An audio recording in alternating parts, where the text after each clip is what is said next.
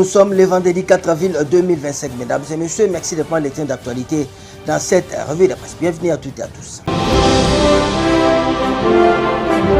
Agression de la RDC. L'administration de Donald Trump déterminée à soutenir la fin de la guerre.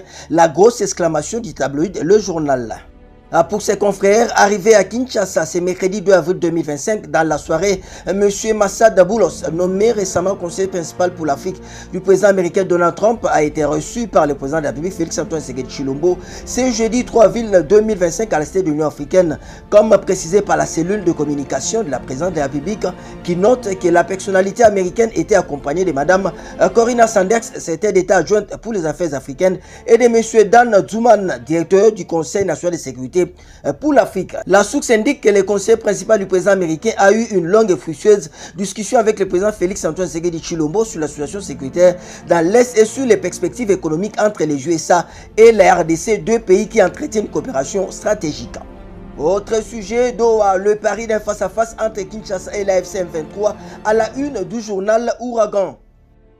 En jetant un coup d'œil chez notre confrère, nous pouvons lire la rencontre prévue le mercredi 9 avril à Doha ouvre une brèche vers un cessez-le-feu durable. Pour la première fois depuis l'éruption du conflit dans l'est de la RDC, le gouvernement congolais et la rébellion de la FC M23, appuyée par le Rwanda, s'apprête à engager des pourparlers directs. L'initiative du Qatar intervient après des mois de combats acharnés et des déplacements massifs des populations. Ouragan poursuit, mais alors que les discussions se profilent, la situation sur le terrain reste critique. À Goma, l'économie est à bout de souffle. La fermeture des banques aggrave la crise des liquidités et paralyse les commerces locaux.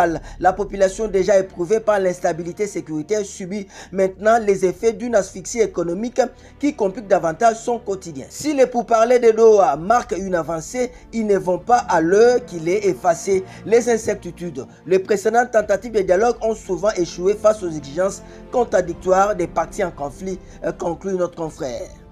Autre sujet, génocide, Patrick Mouyaya et Kevin Ngunga élèvent la voix pour la réparation des victimes en RDC. Titre, le site d'information générale, Le Potentiel.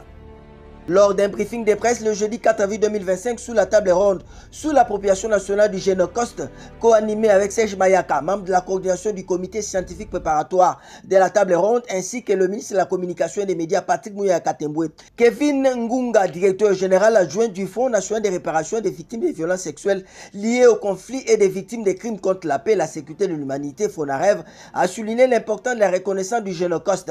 Selon lui, cette reconnaissance devrait mener à la solidarité, à la prise en compte de la souffrance des victimes, marquant ainsi un premier pas vers la réparation. Le potentiel poursuit. Patrick Mouyaya a également pris la parole, insistant sur la nécessité d'un travail minutieux. Cela signifie qu'il y a un travail minutieux qui doit se faire scientifiquement.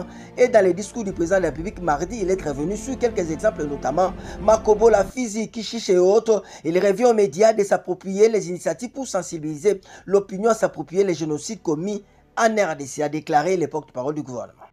Dans un autre chapitre, projet Pacte 1, Alexis Guizarro préside la deuxième réunion du comité de pilotage, titre le site d'information générale pifoinfo.net.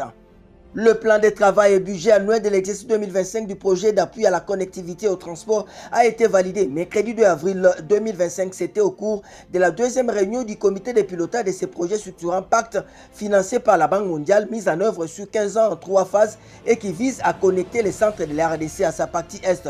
Alexis Guizarro nous dit ceci d'information générale est revenu par ailleurs sur l'importance de la mise en œuvre de ces derniers en ces termes. Ces projets dont l'objectif est effectivement de connecter la partie centrale de notre pays, en particulier les deux provinces du Kassai oriental et de la Lomami à la partie est de notre pays. Et donc il s'agit là d'un projet structurant pour lequel nous devons tous avoir une attention soutenue pour sa mise en œuvre. Nous avons passé de longues années dans la préparation de ces projets. Il est temps aujourd'hui qu'il y ait effectivement des réalisations sur terrain. Donc cette année 2025 sera consacrée à l'avancement effectif des travaux sur terrain, a-t-il indiqué. Fin de cette revue de presse. On se retrouve la semaine prochaine, tous derrière nos phares d'essai, Bendele Koyate, Congolais Téléma.